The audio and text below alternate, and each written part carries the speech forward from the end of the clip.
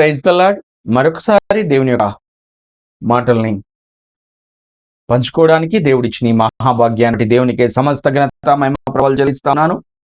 నేటి దిన వాక్యంగా ఫిలిప్పీయులకు రాసిన పత్రిక 4వ అధ్యాయము 4 నుండి 7 వచనాల్ని మనం చదువుకుందాం. ఎల్లప్పుడూ ప్రభువునందు ఆనందించుడి, మరలా చెప్పుదును ఆనందించుడి, మీ సహనం సకల జనులకు తెలియబడనీయుడి. ప్రభువు సమీపంగా ఉన్నాడు, దేనిని గూర్చి చింతపడకుడి గాని ప్రతి విషయములోనూ ప్రార్థన విజ్ఞాపనముల చేత కృతజ్ఞతా పూర్వకముగా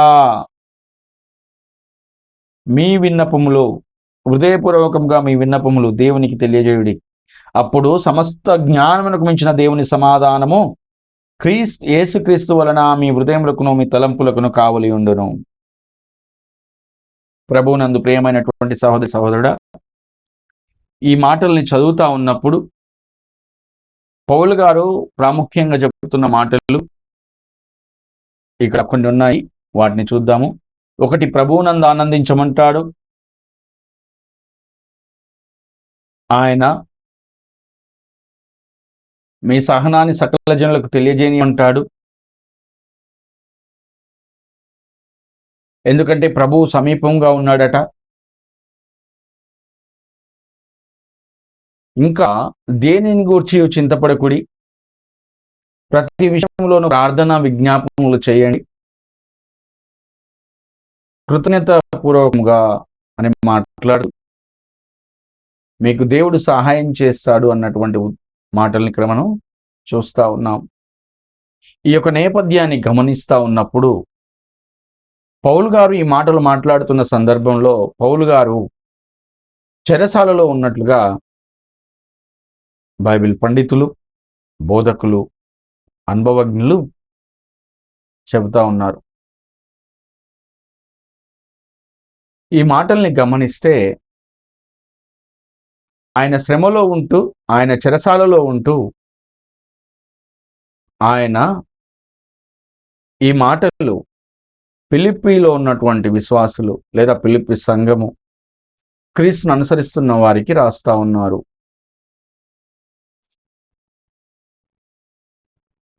రాస్తూ వారిని ప్రోత్సహిస్తూ ఉన్నారు, వారిని బలపరుస్తూ ఉన్నారు. ఎందుకు? వారికి ఇప్పుడు ఏం అవసరం వచ్చింది, వారికి మాటలు ఏం అవసరము అంటే, వారును ఆయా ప్రాంతాల్లో ఈ విశ్వాసను బట్టి హింసకు గురవుతా ఉన్నారు, వేదనకు గురవుతా ఉన్నారు. దేవునిలోనికి వచ్చి దేవునిలో స్థిరపడుతున్న వారిని వారు ఆ పరిపాలకులుగా ఉన్నవారు లేక విశ్వాసానికి వెలువ ఉన్నవారు అని చెప్పవచ్చు. వారు వీరిని హింసకు గురి చేస్తూ ఉన్నారు. గురి చేస్తూ ఉన్నప్పుడు పౌలు గారు శ్రమ ఒక మనిషిని దేవుని నుండి దూరం చేస్తుందన్నటువంటి ఉద్దేశం కలిగి ఉండి, దేవుడు ఎంత ఉన్నతుడో, దేవుడు ఎంత ఘనత గలవాడో, తన ప్రజల పట్ల ఆయన ఎలా వ్యవహరిస్తారు అన్నటువంటి ఒక ఉద్దేశాన్ని పౌలు గారు విశ్వాసులకు తెలియజేస్తా ఉన్నారు. అయితే ఈ మాటలు లేదా ఈ యొక్క లేఖనము మనకు సైతము ప్రయోజనకరమే. దేవుడు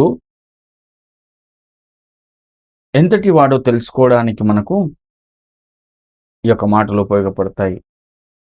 దేవుని ఔన్నత్యం ఎంతనో తెలుసుకోవడానికి మాటలు ఉపయోగపడతాయి.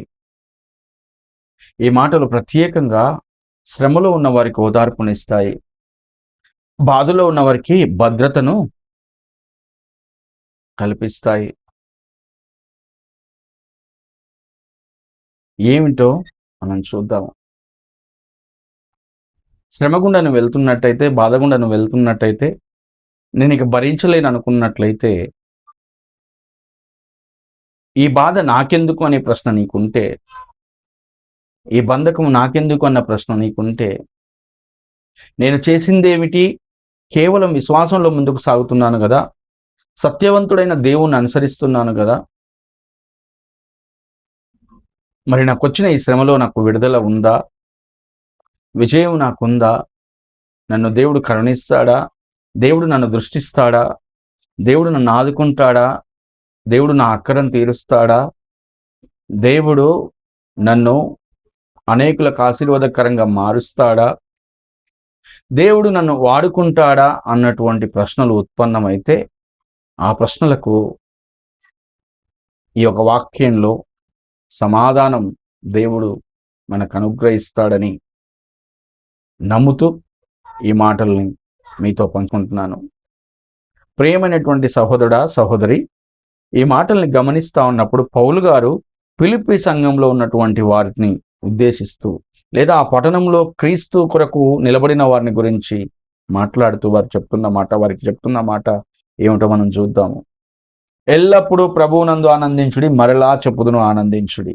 మొదటి మాట. ఎప్పుడు ఈ మాట పౌలు గారు అంటున్నారంటే చెరసాలలో ఉండి అంటున్నారు. ఒక మనిషి దేవుని యందు ఆనందించడం ఎప్పుడు జరుగుతుంది అంటే, తను నమ్మినటువంటి దేవుడు తను అనుకున్న పనులు తనకు క్రమముగా జరిపిస్తున్నప్పుడు ఆనందిస్తాడు. తను ఊహించని కార్యాన్ని తనకు నెరవేరుస్తున్నప్పుడు ఒక మనిషి సాధారణంగా ఆనందిస్తాడు. కానీ ఇక్కడ పౌలు గారు మాట్లాడుతూ ఉన్నది ఎప్పుడు? శ్రమలో ప్రభువునందు ఆనందించుడి. ఈ ఆనందాన్ని ఎలా వ్యక్తపరచమంటున్నాడు? ఈ ఆనందాన్ని ఎలా వ్యక్తపరచమంటున్నాడు అంటే, మనం ముందుకెళ్ళి చూస్తే అగుపడుతుంది. మీ సహనము సకల జనులకు తెలియబడనీయుడి. ప్రభువునందు ఆనందించడము అంటే మన సహనాన్ని, మన ఓర్పుని మనము ఇతరులు ఎరిగేలాగా ప్రవర్తించడము అంటా ఉన్నాడు.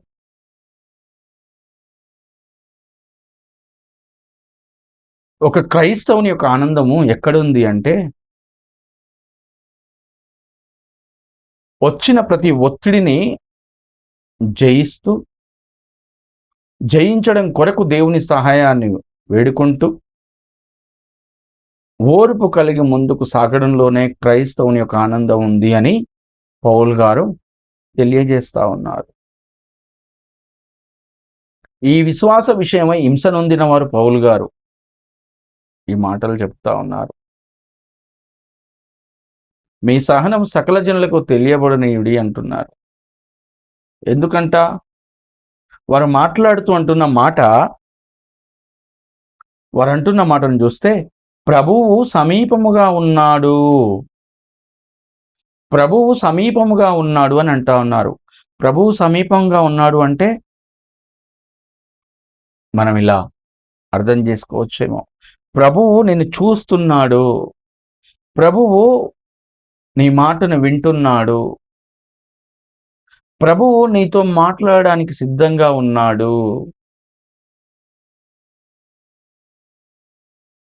కాస్త వేచియుండు అని పౌలు గారు చెబుతున్నట్లుగా మనం అర్థం చేసుకుంటే మనకు ప్రయోజనకరమేమో, అది మనకు దీవెనకరంగా ఉంటుంది అని ఖచ్చితంగా చెప్పగలిగిన వారమై ఉన్నాం. ఏమిటి? ఎందుకు పౌలు గారు ఇలా అంటా ఉన్నారు? పౌలు గారు ఇలా చెప్పడానికి గల ఖచ్చితమైనటువంటి రుజువేమిటి అంటే, మనం అపోస్తుల కార్యము 9వ అధ్యాయానికి వస్తే ఆ అధ్యాయంలో పౌలు గారు ఈ యొక్క విశ్వాసానికి దూరంగా ఉంటూ ఈ విశ్వాసంలో ఉన్న వారిని హింసకు గురి చేస్తున్నప్పుడు దమస్కు మార్గమున పౌలు గారిని దేవుడు దర్శించినటువంటి ఆ సందర్భము మనం జ్ఞాపకం చేసుకుంటే తన యొక్క సొంత అనుభవం అది. తన జీవితంలో తను ఎలుగెత్తి చెప్పినటువంటి ఒక సాక్ష్యం అది. ఏమిటి? సౌలా సౌలా నీవెందుకు నన్ను హింసించుచున్నావు అన్నప్పుడు సౌలు గారి యొక్క స్పందన, లేదా పౌలు గారి యొక్క స్పందన, ప్రభువా నువ్వు ఎవడవు? నేను నిన్నెప్పుడు హింసించాను? ఇదిగో నన్ను అనుసరిస్తున్న వారిని హింసిస్తే నన్ను హింసించినట్టే అన్నటువంటి మాటని జ్ఞాపకం చేసుకుంటే, పౌలు గారు ఈ మాట మాట్లాడుతా ఉన్నప్పుడు, పౌలు గారు ఈ మాటను అంటా ఉన్నప్పుడు, తన జీవితంలో జరిగిన ఆ సందర్భము, తను దేవుని కొరకు బ్రతకాల్సినటువంటి ప్రణాళికను దేవుడు తనకు తెలియజేస్తూ ముందుకు నడిపించినప్పుడు, పౌలు గారు నొందిన శ్రమల్లో దేవుడు తనను కాపాడిన అనుభవము పౌలు గారి యొక్క హృదయంలో ఉండి ఉంటాయి. పౌలు గారి యొక్క అనుభవాన్ని ఆయన నూరిపోస్తూ, వెళ్ళబుచ్చుతూ ఈ మాట అంటున్నారేమో. ప్రభువు సమీపంగా ఉన్నాడు. ప్రభువు సమీపంగా ఉన్నాడు. ఆయన మిమ్మల్ని దృష్టిస్తున్నాడు. కనుక జాగ్రత్తగా ఉండండి అని వారితో చెప్తున్నాడు. సహనం కలిగి ఉండండి అని వారితో చెప్తా ఉన్నారు. ఇదే మాట, ఇదే మాట ప్రభువు నందు ప్రియమైనటువంటి సహోదరి సహోదరుడా, నీకు వర్తిస్తుంది, నాకు వర్తిస్తుంది, మనకు వర్తిస్తుంది, మనందరికీ వర్తిస్తుంది. శ్రమ, విశ్వాస విషయమై శ్రమ, చెయ్యని నేరాన్ని బట్టి శ్రమ, ఆడని అబద్ధాన్ని బట్టి శ్రమ, అనుభవం లేని కార్యాన్ని ప్రారంభించడం వలన అనుకోని ఆపదలో వచ్చిన శ్రమ, అనాలోచితంగా చేసినటువంటి అడుగు వలన వచ్చిన శ్రమ, ఎదుటి వారిని నమ్మి ఉన్నదంతా ఊడ్చిపెట్టాను, ఇప్పుడు నాకేమీ లేదని వేదన పడుతున్నటువంటి క్షణం అయి ఉండొచ్చు.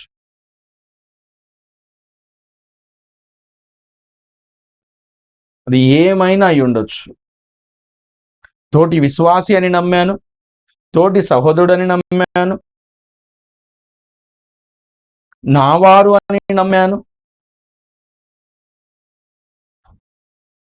అన్నటువంటి అనుభవం ఏదైనా ఉండొచ్చు.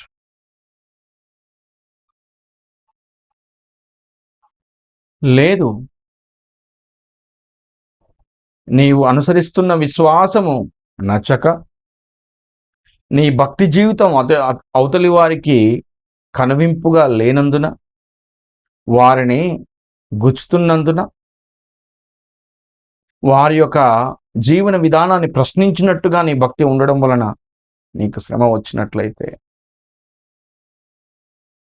ఆయన అంటా ఉన్నాడు, ప్రభువు సమీపంగా ఉన్నాడు. నీ సహనం సకల జనులకు తెలియబడనేది ప్రభువు సమీపంగా ఉన్నాడు అంటా ఉన్నారు. ఒకనాడు పౌలు గారు సౌలుగా ఉన్నప్పుడు, క్రీస్తు సంఘాన్ని హింసిస్తున్నప్పుడు, సంఘంలో ఉన్నవారు తన మీద తిరగబడినట్లుగా ఏమీ లేదు. వేదన పడినట్లుగా ఉంది, ఏడ్చినట్లుగా ఉంది. మళ్ళా మనం గమనిస్తే, పౌలు గారు తన స్వనుభవంలో చూసినప్పుడు, తను ఈ విశ్వాసం విషయమై ముందుకు సాగుతూ ఉన్నప్పుడు తనను రాళ్లతో కొట్టారు.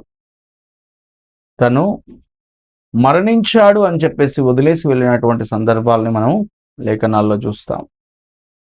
అపోస్తుల కార్యములు చదివినప్పుడు మనకు అక్కడ ఈ సందర్భాలు అగుపడతాయి. పౌలు గారు తిరిగి వారి మీదకి వెళ్ళలేదు.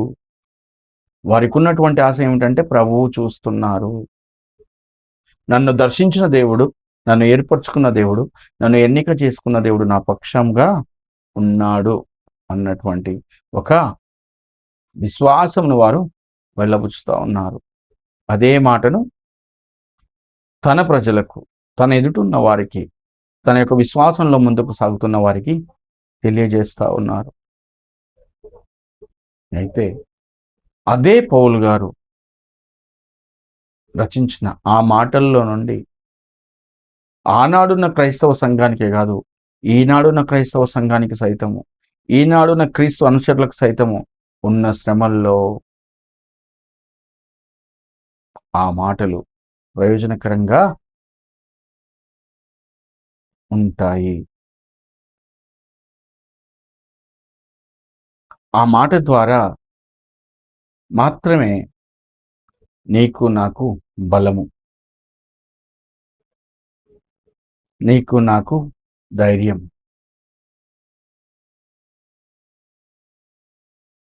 అనుకోని రీతిగా వాక్కును ఇలా ముందుకు తీసుకురావడానికి దేవుడు ఉదయంలో పెట్టిన భారాన్ని బట్టి ఈ మాటని తెలియజేస్తా ఉన్నాను. ప్రియమైనటువంటి సహోదరి సహోదరుడా, నీ స్థితిని, నీ పరిస్థితిని దేవుడు గమనిస్తున్నాడు, సమీపముగా ఉన్నాడు. అయితే సమీపంగా ఉన్నటువంటి దేవునికి, దృష్టిస్తున్నటువంటి దేవుడికి మనము చెప్పాల్సింది ఏమైనా ఉందా, చేయాల్సింది ఏమైనా ఉంది అంటే ఆ మాటలు కూడా పౌలు గారు ముందు చెబుతా ఉన్నారు. ఏమిటవి? ఆయన ఈ మాటలు అంటా ఉన్నారు, మీ సహనం సకల జనులకు తెలియబడనీయుడి, ప్రభువు సమీపంగా ఉన్నాడు. దేనిని గూర్చి చింతపడకుడు కానీ ప్రతి విషయములోనూ ప్రార్థన విజ్ఞాపనముల చేత కృతజ్ఞత పూర్వకముగా మీ విన్నపములు దేవునికి తెలియజేయు. దేవునికి ప్రార్థన చేయమంటా ఉన్నాడు, తెలియజేయమంటా ఉన్నాడు, విన్నవించమంటా ఉన్నాడు, కృతజ్ఞత కలిగి చెప్పమంటా ఉన్నాడు. కృతజ్ఞత పూర్వకంగా అంటే ఇంతవరకు నడిపించినప్పుడు, ఈ జీవిత ప్రయాణంలో ముందుకు సాగుతూ ఉన్నప్పుడు, ఇప్పుడు వచ్చిన శ్రమే కాదు, ఇంతకుముందు కూడా అనేకమైనటువంటి పరిస్థితులు గుండా వచ్చి ఉంటావు కదా. అనేకుల చేత హేళన పాలవుతూ, వెక్కిరింతల పాలవుతూ, లేదా అనేక రకాల పనులు ఫలించని స్థితి, జీవితంలో ఆనందం లేని ఒక అనుభవం గుండా గతంలో సైతం ఏదో సందర్భంలో వచ్చి ఉంటావు కదా. ఆ సందర్భంలో దేవుడు నిన్ను ఆదరించి ఓదార్చిన ఆ క్షణాలు ఉన్నాయి కదా. లేదు, దేవుడు అనుగ్రహించిన ఈ జీవితంలో దేవుడు ఇంతవరకు నడిపిస్తూ ముందుకు వస్తూ ఉన్నాడు కదా. ఏదైనా సరే, ఏ కారణమైనా సరే, ఒకసారి మన సమస్యను దేవుని దగ్గరికి తీసుకెళ్తా ఉన్నప్పుడు, దేవుడు అంతవరకు ఇచ్చినటువంటి జీవితాన్ని, అంతవరకు చేసినటువంటి మేళ్లను తలంచి కృతజ్ఞత చెల్లించాల్సినటువంటి బాధ్యత మన మీద ఉంది. కృతజ్ఞతతో కూడిన మనస్సు చేసే విన్నపము దేవుని సన్నిధి చేరుతుంది అన్నటువంటి మాట నాకు అర్థమవుతా ఉంది. ఆయన అంటాడు, ప్రార్థన విజ్ఞాపనముల చేత మీ విన్నపము దేవుని తెలియజేయుడి, అప్పుడు సమస్త జ్ఞానమునకు మించిన దేవుని సమాధానం మీ హృదయములకును మీ తలంపులకును కావలి ఉండును అంటా ఉన్నారు. ఇక్కడ ప్రార్థన లేదా విజ్ఞాపన, ప్రార్థన అంటే మన సమస్యను చెప్పడము, మనము దేవునితో సంభాషించుకోవడము. విజ్ఞాపన అంటే చెప్పిన విషయాన్ని 4 సార్లుగా హృదయ భారంతో, నీవు తప్ప నాకు ఆధారం ఏమీ లేదు నాయనా అని పదే పదే వేడుకునే అనుభవం. నీవు మాత్రమే చేయగలిగినటువంటి కార్యం ఇది, నీకు మాత్రమే సాధ్యమైనటువంటి కార్యం ఇది, నేను నీ పాదాల చెంతకు వచ్చానయ్యా, నన్ను కనికరించమని వేడుకునే అనుభవం ఇది.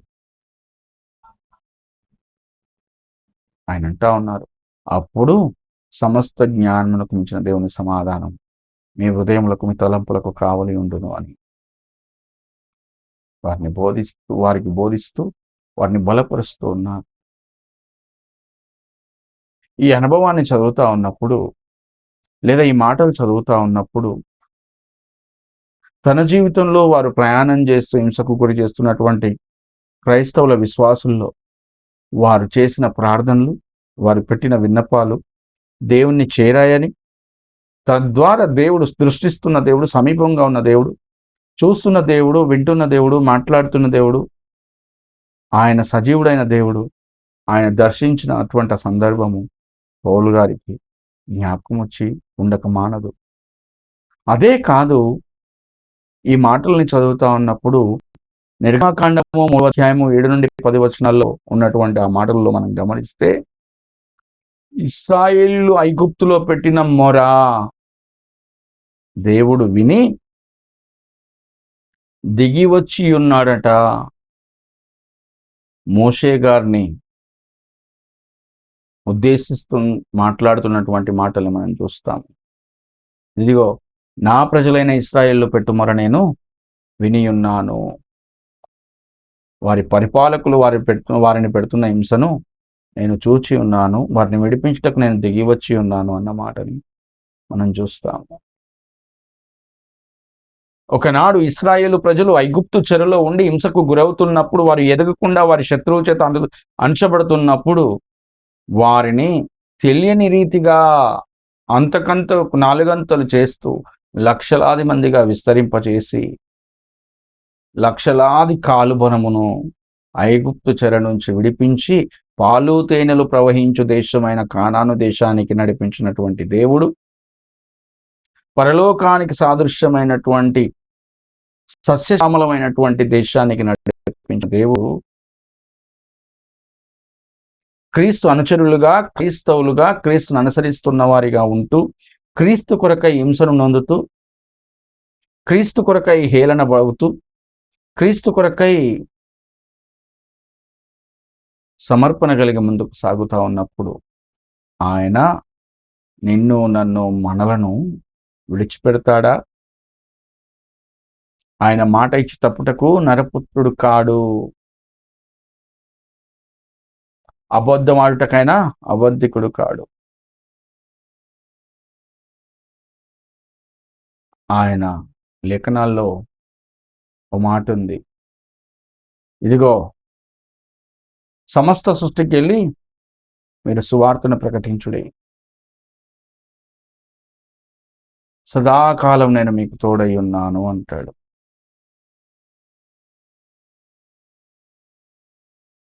ఆయన మరొక మాట లేఖనాల్లో ఉంటుంది, 32వ కీర్తన 8వ వచనం, నేను నీకు ఆలోచన చెప్పదును, నేను నడవలసిన మార్గం నీకు బోధించదును. నీ మీద దృష్టి ఉంచి నీవు నడవలసిన మార్గం నీకు బోధించదును. మనం గమనిస్తే, నీ భారం యెహోవా మీద మోపము, ఆయన నిన్ను ఆదుకొను. ఇలా ఎన్నని చెప్పగలము దేవుడు మనకిచ్చిన వాగ్దానం. ఆ వాగ్దానాలను ఇచ్చి పూర్వీకుల్లో గమనిస్తే ఐగుప్తు చెర నుంచి తన ప్రజలను విడిపించి మోషే గారిని నాయకుడిగా ఇచ్చి బలపరుస్తూ ముందుకు నడిపించిన దేవుడు, పౌలు గారు తన జీవితంలో తను సంఘాన్ని హింసించినప్పుడు తనను దర్శించి మార్చుకొని వాడుకున్న దేవుడు, తన ద్వారా తన ఎదుటున్నటువంటి ప్రజలను బలపరుస్తూ రాయడానికి తనను ఉపయోగించుకున్న దేవుడు, ఈ మాటలను మనకు అందిస్తూ, మనల్ని దర్శిస్తూ, మనల్ని సంధిస్తూ మనకిస్తున్న మాట, ఎదుగో నీ మీద దృష్టి ఉంచి నీకు ఆలోచన చెప్పి నీవు నడవలసిన మార్గం నీకు బోధించగలను. నీ భారము యెహోవా మీద మోపుము, ఆయన నిన్ను ఆదుకొనును అనే మాట మనము జ్ఞాపకం చేసుకోవాలి. సమస్త జ్ఞానమునకు మించిన దేవుని సమాధానం మీకు అనుగ్రహింపబడును అంటా ఉన్నాడు. మీ హృదయములకును మీ తలంపులకును కావలి ఉండను. మీ హృదయము ఏమి చేయాలో, నీ హృదయంలో నీ ఆలోచనను ఆయన సరిచేసి ముందుకు నడిపిస్తాడు. నీ యొక్క మానసిక స్థితిని సరిచేసి నీకు ఆలోచననిచ్చి నిన్ను నడిపిస్తాడు. కావలి ఉంటాడు, కాచుతాడు.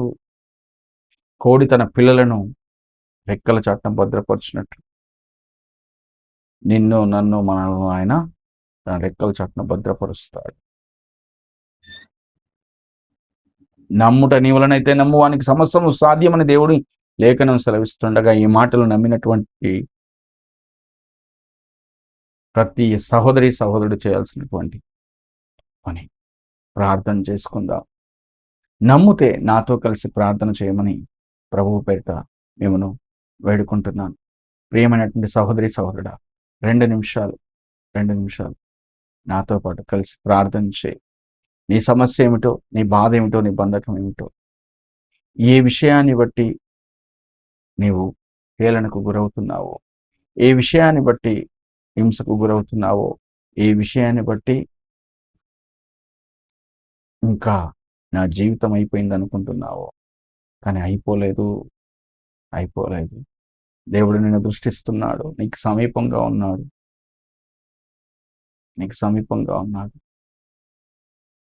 అనేకులకు చెప్పుకొని, అనేకుల ఎదుట కన్నీరు గార్చి అలసిపోయి ఉన్నావేమో, దేవుణ్ణి దరిచేరమంటా ఉన్నాడు ఆయన.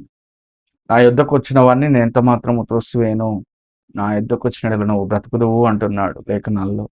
యోహాను సువార్త 6వ అధ్యాయంలో మనం గమనించినప్పుడు, ఆయన యొద్దకు చేరి నీ బ్రతుకులో, నా బ్రతుకులో, మన బ్రతుకులో మనం మేలును అనుభవించడం గాక. దేవుడి మాటల్ని దీవిస్తుండగా ప్రార్థన చేసుకుందాం. పరిశుద్ధుడా మా రాజా, యేసయ్యా నీకు వందనాలు. నీ కృపా, నీ కనికరం మాతో ఉంచి, నీ వాక్కును మా నోట నుంచి, ప్రభువా నా తండ్రి, మీరు మాట్లాడిన ప్రతి మాటకై మీకు వందనాలు. ప్రభువా నాయన, ఇంత విశ్వాసం, ప్రభా ఇంత భక్తి జీవితంలో కలిగి, ప్రభా మీతో అంటుకట్టబడి మీలో ఫలిస్తూ, అయా తండ్రి ప్రభా, మాకు మా కుటుంబాలకు మేము దీవెనకరంగా ఉంటూ అనేకులకు ఆశీర్వాదకరంగా మారడానికి కృపను చూపమని, అయా మా నడిచే త్రోవ నెలగా ఉండి మమ్మల్ని కాచి కాపాడమని యేసుక్రీస్తు నామమున అడిగి వేడుకుంటున్నాం అతండి. ఆమేన్. అందరికీ ప్రైజ్ లార్డ్. ప్రభు మిమ్మల్ని మీ కుటుంబాలను దీవించును గాక. ఆమేన్.